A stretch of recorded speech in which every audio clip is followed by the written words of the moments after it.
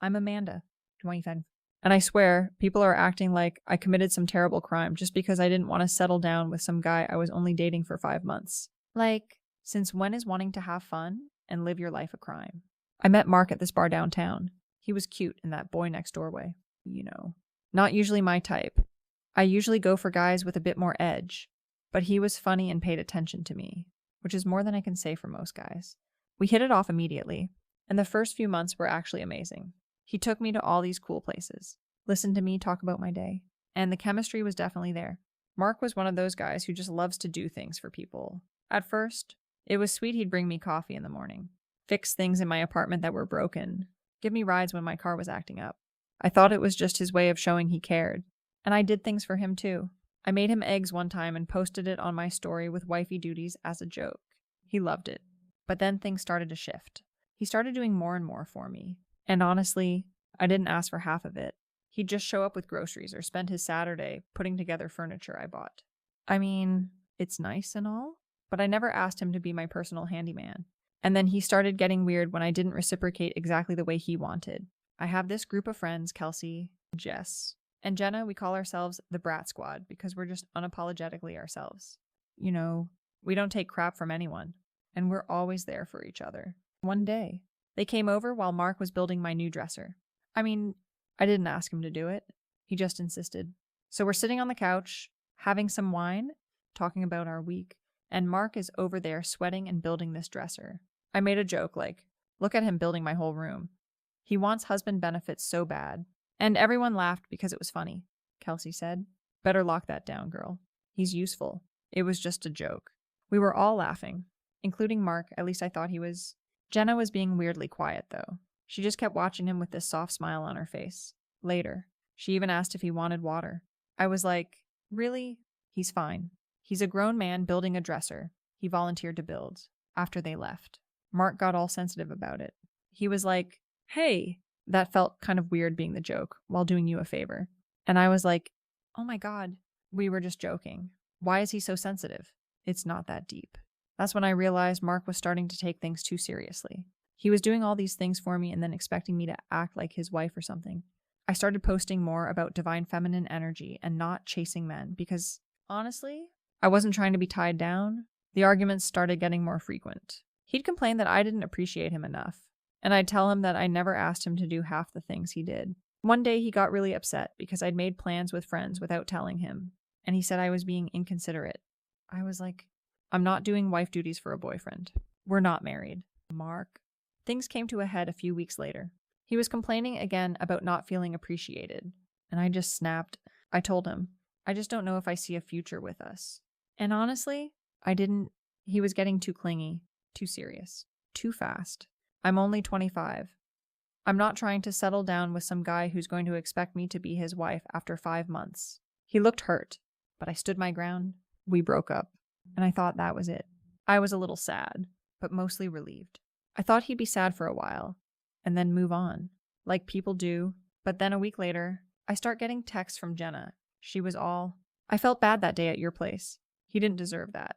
I was like, what? Are you serious? She was defending him. I just ignored it. But then she kept texting, asking how I was, and it was just weird. Next thing I know, my friend Kelsey sends me a screenshot of an Instagram story, Jenna and Mark, clearly on a date. With wine glasses and no faces, but I could tell it was him from his watch and shirt. I was furious, not because I wanted Mark back, but because Jenna was supposed to be my friend. You don't date your friend's ex, especially not right after they break up. I texted Mark immediately. You're disgusting. She was my friend. Were you flirting with her this whole time? He didn't respond right away, which made me even angrier. Then I texted Jenna, really? You're going after my ex. That's how you are. She tried to play it off like they just connected and it just happened. Like I was born yesterday. The group chat exploded. I told everyone what happened, and Kelsey and Jess were on my side. Of course. We posted vague stories about snakes always revealing themselves, and funny how some men go for leftovers and call it a meal. It was petty, sure, but we were hurt.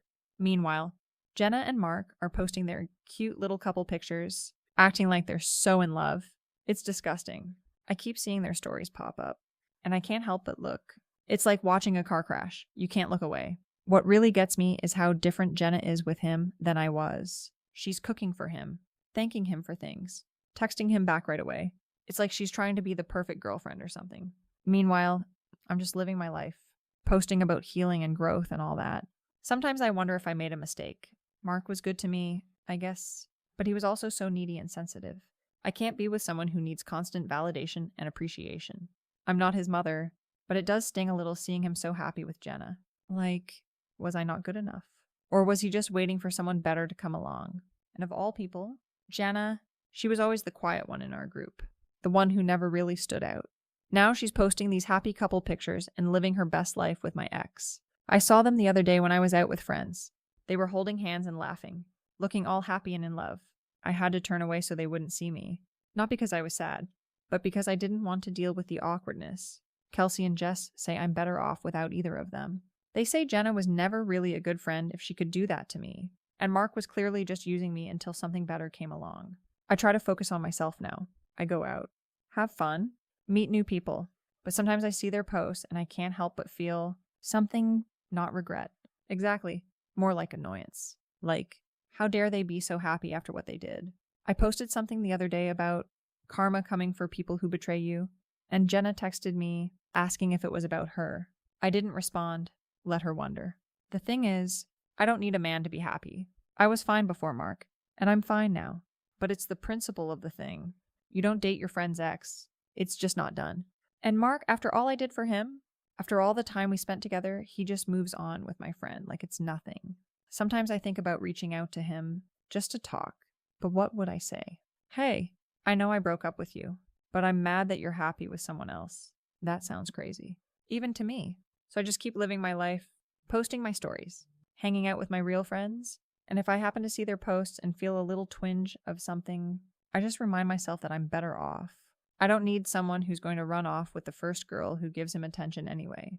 Jenna can have him. She can play house and be the perfect girlfriend. Meanwhile, I'm out here living my best life, not tied down to anyone else.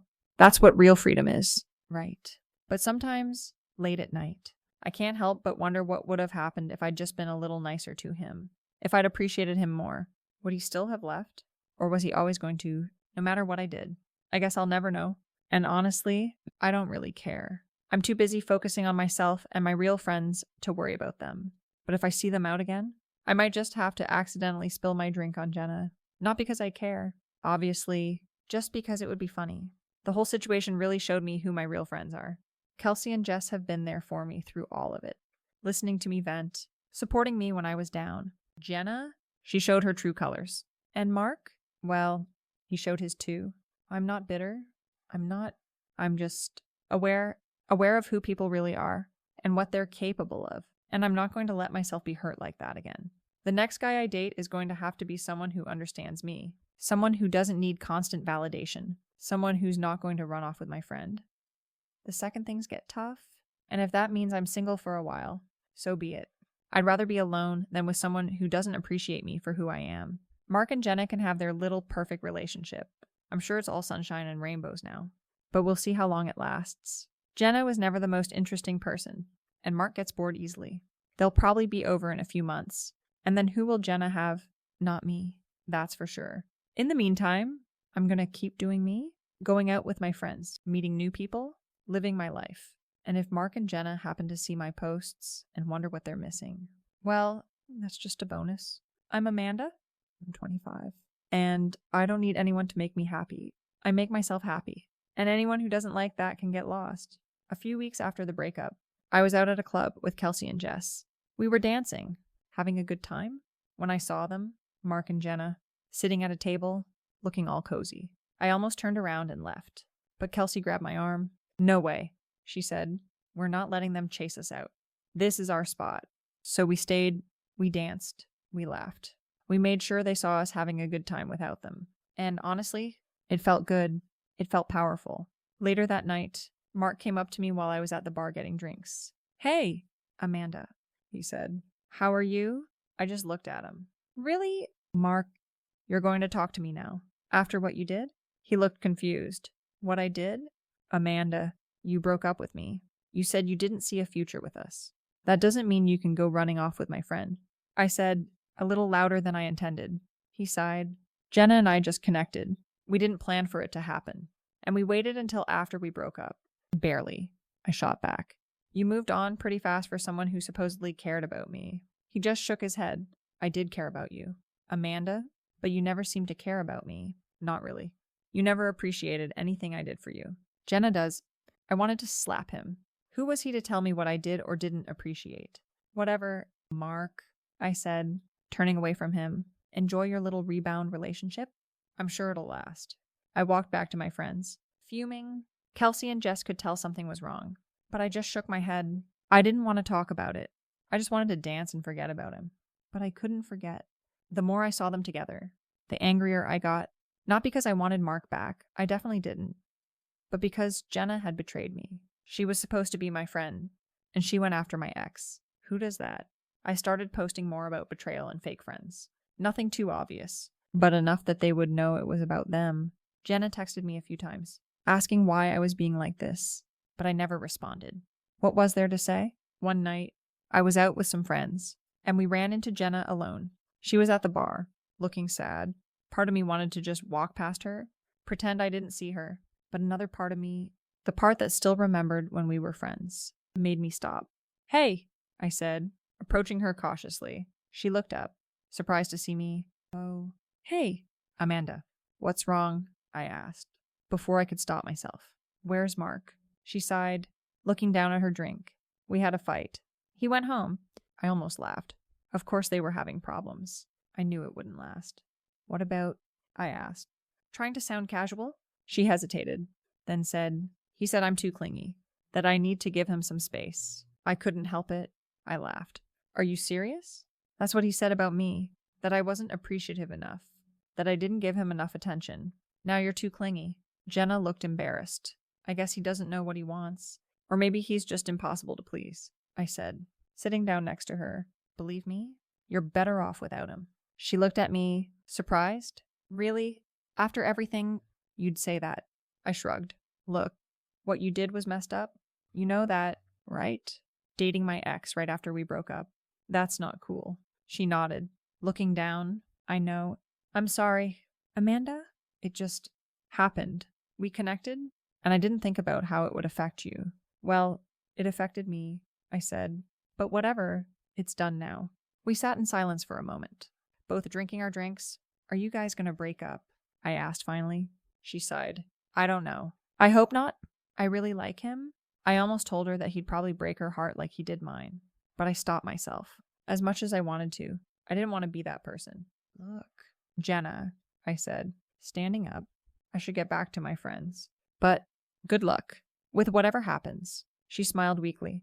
Thanks, Amanda. I walked away, feeling weirdly conflicted. Part of me still hated her for what she did, but another part of me almost felt sorry for her. She was clearly falling for Mark, and he was probably going to hurt her like he hurt me. But that wasn't my problem anymore. I had my own life to live, my own friends to hang out with. Mark and Jenna could deal with their own drama. The next day, Jenna texted me again. Thanks for talking to me last night. It meant a lot. I didn't know how to respond. Part of me wanted to ignore her, but another part of me remembered when we were friends, before Mark came between us. Finally, I just sent back, no problem. It was simple, but it was something.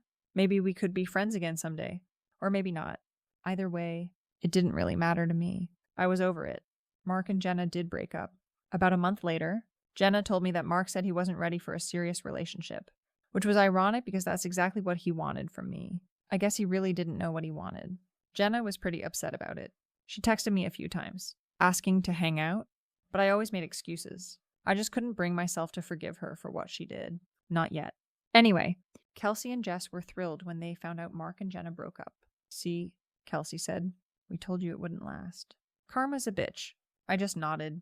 I didn't feel victorious or anything. I just felt nothing. Like it didn't really matter to me one way or the other. Sometimes I wonder if I'm too cold, too unfeeling. But then I remember how much it hurt when I found out about Mark and Jenna. And I know that's not true. I do feel things. I just don't see the point in dwelling on them. Mark tried to contact me a few times after he and Jenna broke up. He sent me a text saying he missed me, that he made a mistake. I didn't respond. What was the point? He had his chance, and he blew it. I wasn't going to be his backup plan. I'm seeing someone new now. His name is Tyler, and he's completely different from Mark. He's not clingy or needy. He doesn't expect me to be his wife after 5 months, and he has his own life. We have fun together, but we're not serious. And that's exactly how I want it right now. Sometimes I think about what happened with Mark and Jenna, and I wonder if I could have handled things differently, if I had been more appreciative, more open. Would things have turned out differently? But then I remember that Jenna still would have gone after him, and he still would have let her. So maybe it was always going to end this way. I'm Amanda. I'm 25, and I'm not perfect, but I'm learning and I'm growing, and I'm not going to let anyone make me feel bad for living my life the way I want to. If that makes me the villain in someone else's story, so be it. At least I'm true to myself.